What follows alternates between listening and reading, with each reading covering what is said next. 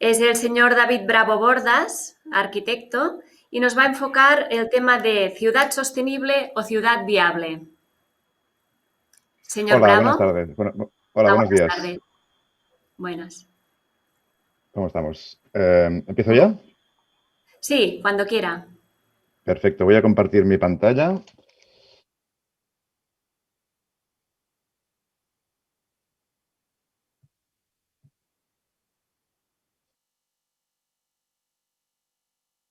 Aquí está. Entiendo que es mejor en castellano, ¿verdad? No sabía cuál era el idioma. Hola, ¿me oyen? Sí, perfecto. Muy bien.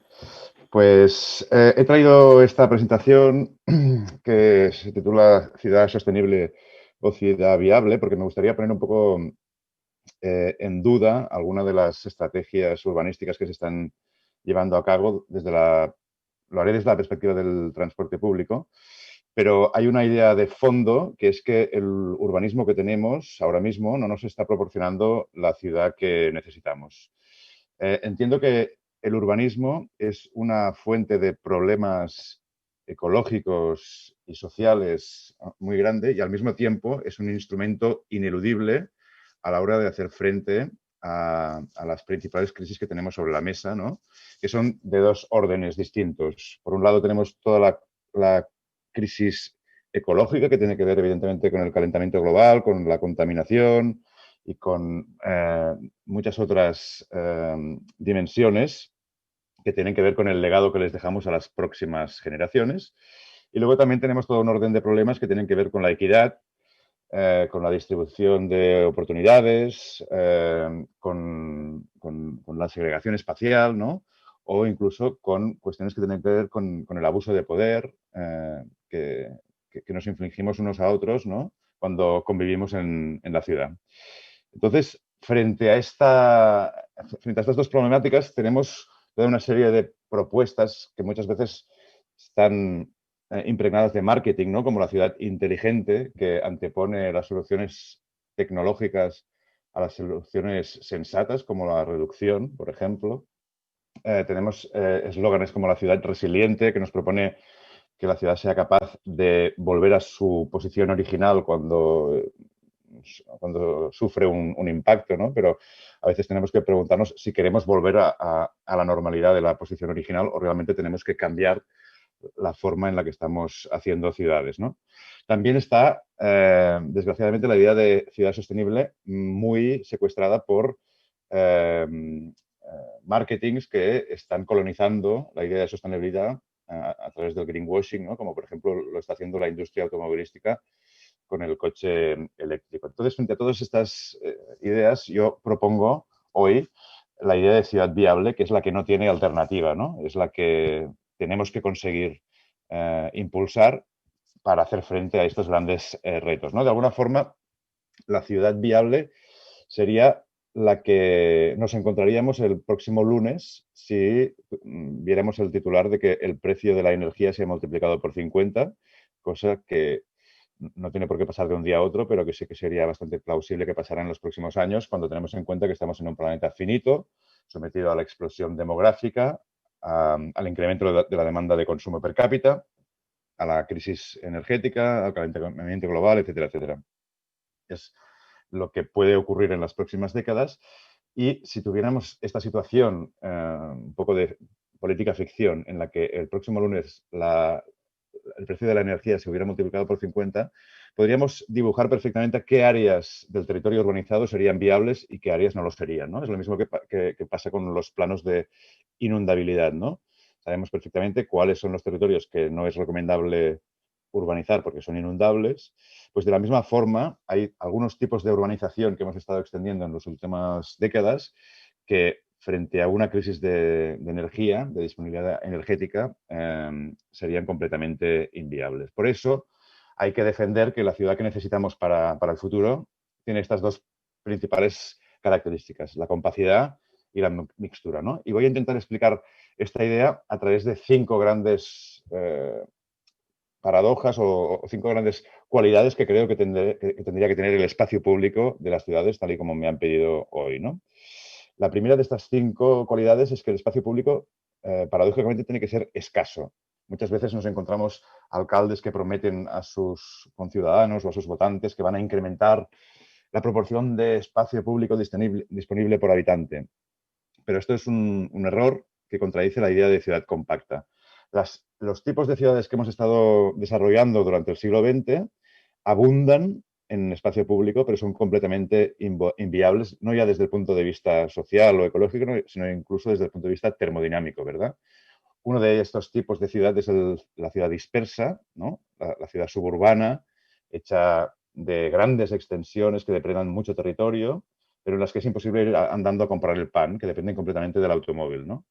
Y otro de los tipos de ciudad que hemos estado desarrollando es la ciudad moderna, hecha de grandes bloques y torres de hormigón que generan demasiado espacio público a su alrededor, que por lo tanto es un espacio público inhóspito, inseguro y muy costoso de mantener.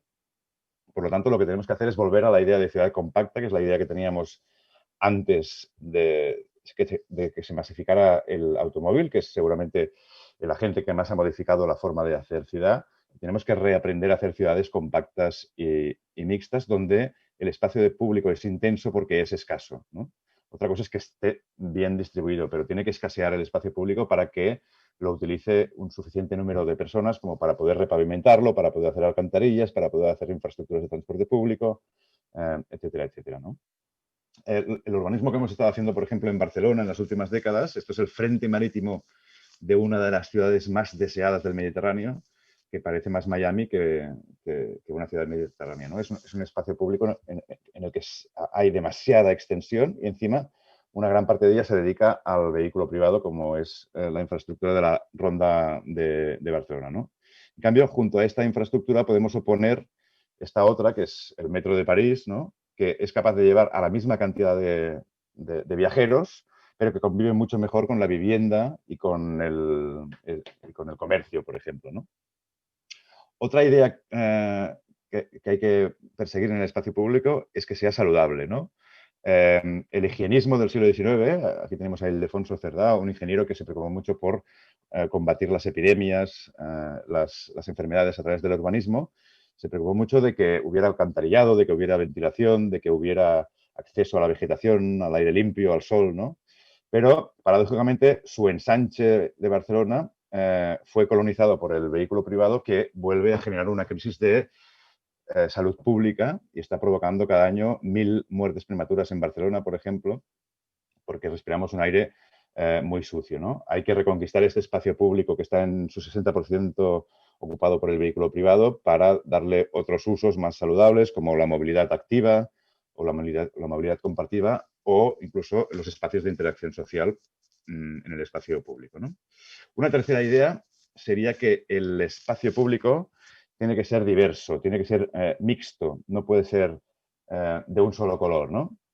Esto se entiende, por ejemplo, en lugares como el Fórum de las Culturas en Barcelona, donde hay excesivo espacio público que está solo dedicado a usos terciarios o usos culturales, si se quiere, que en momentos muy concretos se intensifica mucho su uso, se hace un uso masivo, pero la mayor parte del tiempo es un espacio completamente abandonado y sin uso, ¿no?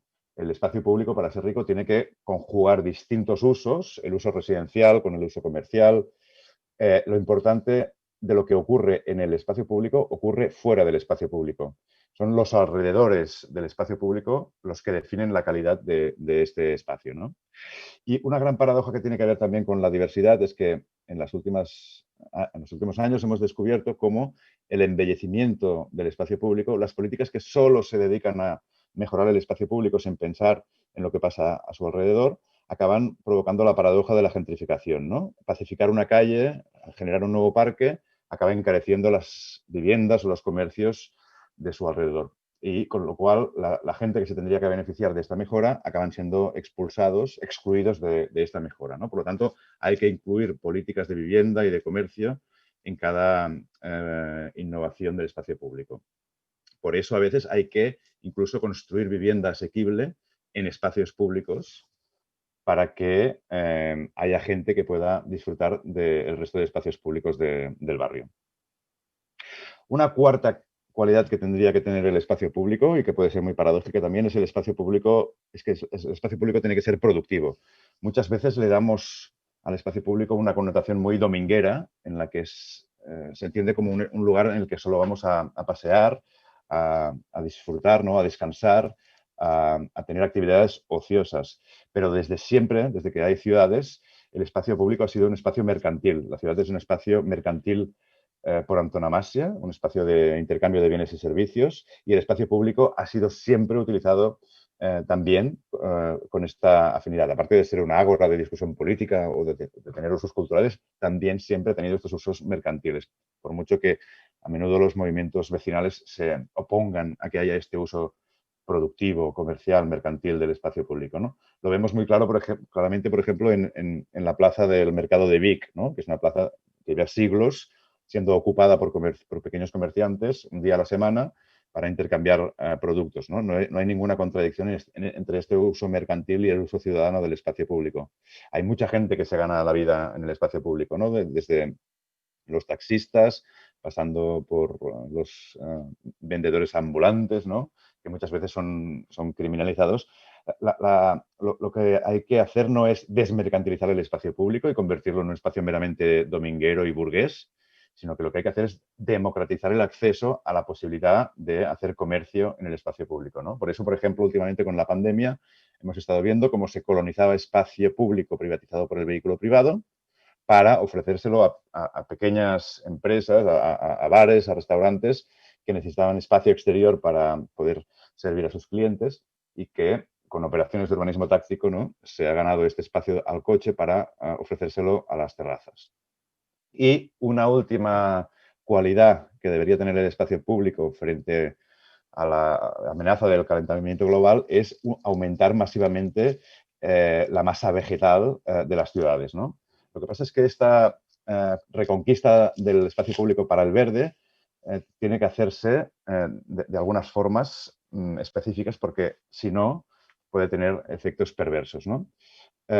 Primero, antes que nada, hay que combatir una ideología muy extendida, que es lo que yo llamo el populismo verde, que es el que confunde lo que es verde con lo que es realmente ecológico, ¿no? Un campo de golf puede ser muy verde, pero tiene muy poco de ecológico, y una vía de tren no tiene nada de verde, pero es muy ecológica, ¿no? Muchas veces la gente siempre pide parques, siempre pide jardines enfrente de casa y rechaza promociones de vivienda pública para que los vecinos más desfavorecidos puedan disfrutar del centro urbano, de la ciudad caminable, de los equipamientos y del verde, ¿no?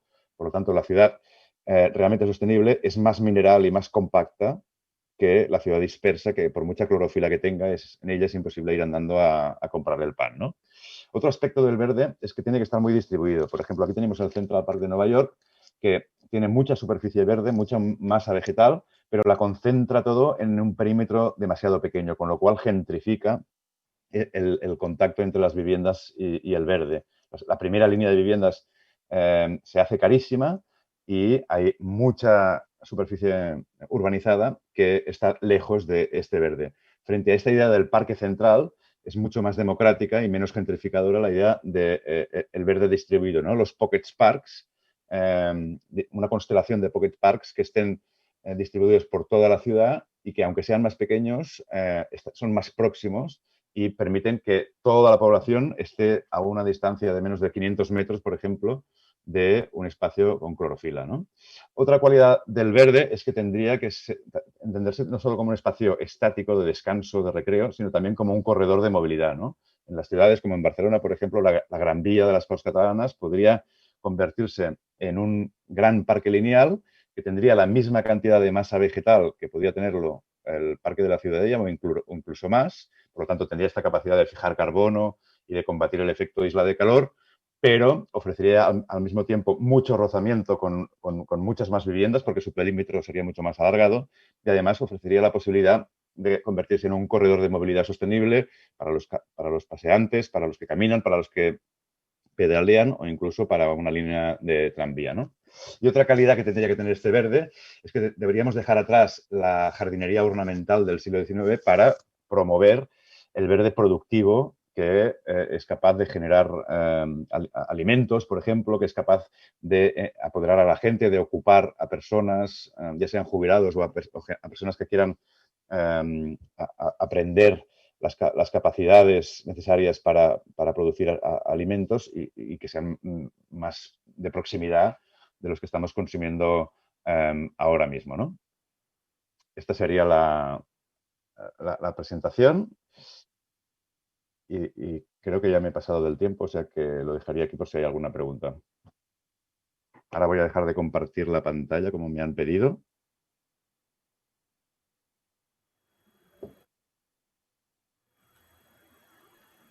Hola, ¿me Perfecto, oís? muchas gracias. Sí. Sí, le oímos bien. Tenemos una pregunta. ¿Cuál es su opinión sobre el urbanismo táctico que está en auge en estos días? Bueno, primero de todo hay un problema de nomenclatura porque el urbanismo táctico no es urbanismo, sino que es urbanización, ¿no? Es un cambio superficial de un espacio que ya está configurado.